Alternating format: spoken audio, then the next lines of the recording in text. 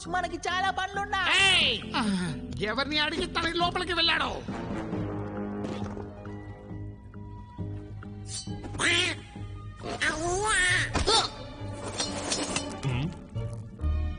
ఏం లేదు. నీ వల్లే నా గురి తప్పింది.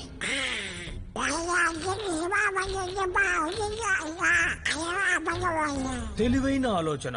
ఆ స్క్రూజ్ కళ్ళ ముందే అట్లాంటిస్ నిధిని సొంతం చేసుకుంటాను. వాడు బాధపడుతుంటే చూసి ఆనందిస్తాను. తను చాలా తెలివైన వాడిని అనుకుంటున్నాడు. అది తప్పని నిరూపిస్తాను. వాణ్ణి వదిలిపెట్టను.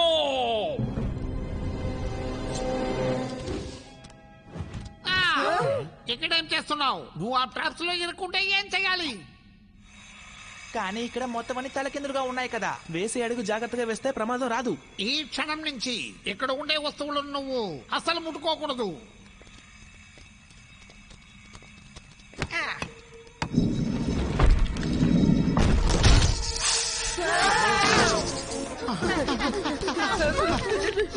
మిమ్మల్ని తీసుకొచ్చి చాలా పెద్ద తప్పు చేశాను అనుకుంటాను. హాయ్ బామ్మ, విషయం ఏంటి? అవును, ఫ్రెండ్ ఇంట్లోనే ఉన్నాను. తన పేరు సబ్ ఈనా. అవును, తన కూడా డక్కే. తన నిజమైన పేరు కూడా ఇదే. బానే ప్రయత్నించావు. లాంచ్ ప్యాడ్ లో బానే ఉన్నావుగా? నేను ఈ పావులతో ఆడుకున్నాను అంతే. బాగానే ఉన్నాను. హలో, ఎలా ఉన్నారు? నేనే లాంచ్ ప్యాడ్ ని.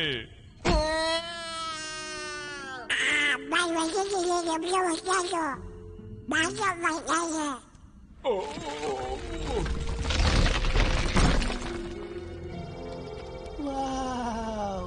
ఇదేమన్నా బ్రిడ్జా? ఆ కాలంలో ఇలాంటి లేజర్స్ కూడా ఉన్నాయా? అద్భుతంగా ఉంది.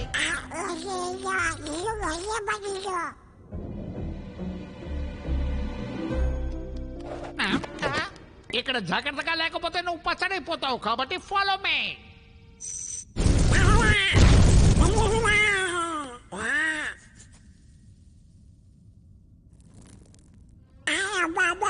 వేరే దారి ఉందేమో చూస్తాం. ఇలా వెళ్ళడం ప్రమాదకరం. కానీ నాకు ఈ ఛాలెంజ్ నచ్చింది. ఇలాంటి ప్రమాదంలో సాహసం చేయకూడదు. అందుకే చెప్తున్నాను, నాకు ఇలాంటి ప్రమాదాలంటే ఎంతో ఇష్టం అని. Challenge accepted. సరే, నేను దీన్ని ఒప్పుకుంటాను. ఇక్కడ ఎలాంటి ఛాలెంజ్ లేదు.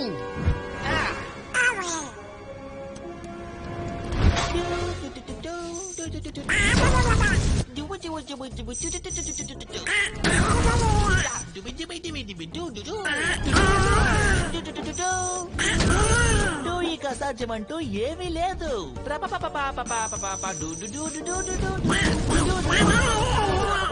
అంతే, నేను ఛాలెంజ్ లో గెలిచాను.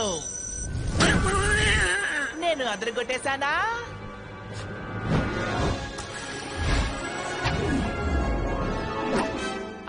ఇలా కూడా సులభంగా చేయొచ్చా? ఇలాంటి మార్గాల్ని వెతకడమే ఎంతో తెలివితనం. కష్టపడి పని చేయడం కన్నా తెలివిగా పని చేయడమే గొప్ప. అవును, అది కూడా నిజమే. ఈ వయసులో కూడా మీ బుర్ర చురుగ్గా పనిచేస్తోంది. అది ఎంత గొప్ప విషయమో తెలుసా? పెద్దవాళ్ళకి మర్యాద ఇవ్వాలి. నువ్వు చేసిన పనికి ఏదైనా జరుగుంటే? అలా జరగలేదు కదా.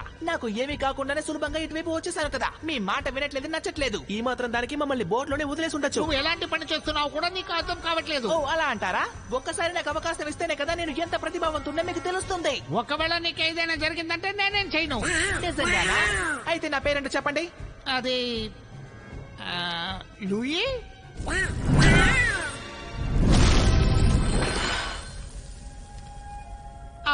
ఫ్యాంటాస్టిక్. ఇప్పుడు ఏం జరిగిందో నువ్వే